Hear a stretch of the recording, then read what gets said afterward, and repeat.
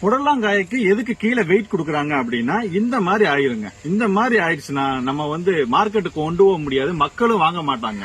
இதை தயவு செய்து ஷேர் பண்ணுங்க. முக்கியமான ஒரு தகவல் என்னன்னா, நம்ம பழைய முறையில பாத்தீங்கன்னா புடலங்காய்க்கு கல்ல கட்டணும் அப்படிங்கிற ஒரு பாட்டெல்லாம் இருக்கும். சோ அப்பா இருந்த காலில் கூட அப்படிதான் நாங்க மெயின்டைன் பண்ணிட்டு இருந்தோம்.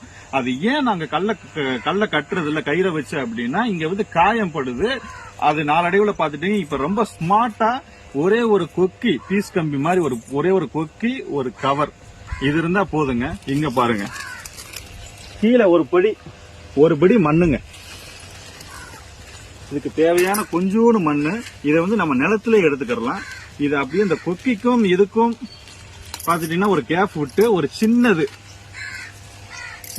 நம்ம தொங்க விட்டோம்னா அது சூப்பரா வந்துருது. 5 வளையாதது 50 வளையாதுன்னு சொல்லுவாங்க. அவ்வளவுதாங்க. இந்த பிஞ்சை பத்தி இனிமேல் கவலை இல்ல. இது சூப்பரா நேரா வந்துருங்க. இதை விவசாயிகளுக்கு கொண்டு போய் சேருங்க. அது போதும் நண்பர்களே.